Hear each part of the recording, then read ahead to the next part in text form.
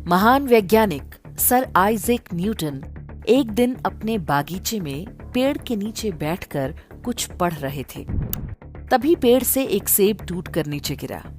इसे देखकर उन्होंने गुरुत्वाकर्षण के सिद्धांत या ग्रेविटेशनल थियरी को जन्म दिया। ये कहानी हम सभी को बचपन में ही बता दी जाती है। बाकी विश्व जो चाहे पढ़े, लेकिन ये समझ से परे है कि हम भारतीय क्यों अपने ही वैज्ञानिक इतिहास को नहीं जानते। न्यूटन और सेब की ये कहानी केवल एक बात का सबूत है कि न्यूटन बहुत बड़ा झूठा था। मानो इससे पहले उसने पेड़ से गिरता कोई फल देखा ही नहीं था। यदि पेड़ से गिरते सेब को देखकर न्यूटन को गुरुत्वाकर्षण का पता चला, तो क्या उसे भाप बनकर ऊपर उठता जल नहीं दिखा? क्या न्यूटन को नहीं दिखा कि जो बीज धरती में बोया जाता है, उससे निकलने वाला अंकुर गुरुत्वाकर्षण के विपरीत यानी ऊपर की ओर उठता है और धरती से बाहर आता है। महान वैज्ञानिक न्यूटन को यह भी पता नहीं चल पाया कि अग्नि कहीं भी जलाओ, उसकी लपट ऊपर की ओर क्यों उठती है। ये सब भी तो भौतिक वस्तुएं हैं, उन पर न्यूटन का गुरुत्वाकर्षण का नियम लागू क्यों नहीं होता? ईसा से लगभग 6 शताब्दी पहले, अर्थात आज से लगभग 2600 वर्ष पहले, भारत में ऋषि कणाद हुए थे।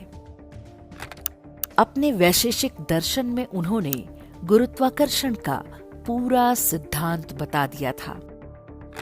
संयोगा भावे गुरुत्वात् पतनम, अर्थात कोई भी वस्तु जब तक कहीं से जुड़ी है वो नीचे नहीं गिरेगी। जैसे पेड़ पर लगा फल तब तक नहीं गिरेगा जब तक वो टहनी से जुड़ा है। जैसे ही संयोग का अभाव हुआ, गुरुत्व के कारण वस्तु खुद पृथ्वी पर गिर जाएगी। ऋषि कणाद आगे लिखते हैं, संस्कारा भावे गुरुत्वात् पतनम। किसी वस्तु में यदि संस्कार है तब भी पृथ्वी उसे अपनी तरफ नहीं खींच सकती। संस्कार का अभाव होने पर ही वस्तु गुरुत्व के कारण पृथ्वी पर गिरेगी। कणाद ऋषि ने 3 प्रकार के संस्कार बताए हैं: वेग, भावना और स्थिति स्थापक। तो यदि किसी वस्तु में वेग संस्कार है, जैसे कि तीर में हम धनुष से वेग उत्पन्न करते हैं, तो वो गतिमान होता है।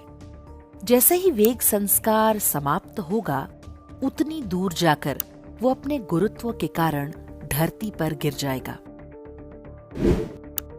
6ठी शताब्दी के खगोलविद और गणितज्ञ वाराह मिहिर ने लिखा है, धरती का एक बल होता है जिससे वस्तुएं इसकी ओर खींचती हैं। ये बल सभी खगोलीय पिंडों में होता है, जिसके कारण वो अपने नियत स्थान पर रहते हैं। हालांकि वाराह मिहिर ने इस बल के लिए गुरुत्वाकर्षण नाम प्रयोग नहीं किया है। उन्होंने ही सूर्य सिद्धांत नाम की पुस्तक की भी रचना की है, जिसमें पूरे सौर मंडल के बारे में ऐसी गणनाएं हैं जिनकी पुष्टि आधुनिक विज्ञान ने भी की है।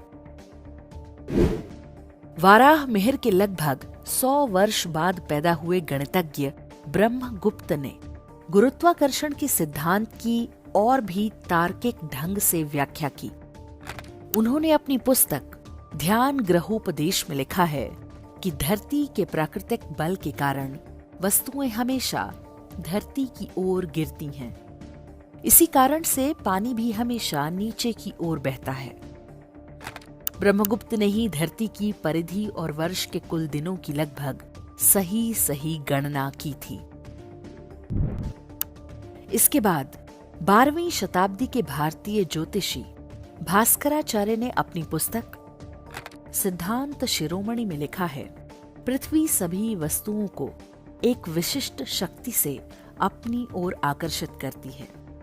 सूर्य, चंद्रमा, अन्य सभी ग्रह, उपग्रह और आकाशीय पिंडों का भी एक गुरुत्वाकर्षण होता है, जिसके कारण वो अपनी कक्षा में स्थापित रहते हैं। गुरुत्वाकर्षण के बारे में भारतीय विद्वानों के ये सभी मत न्यूटन से अधिक परिष्कृत और तार्किक थे।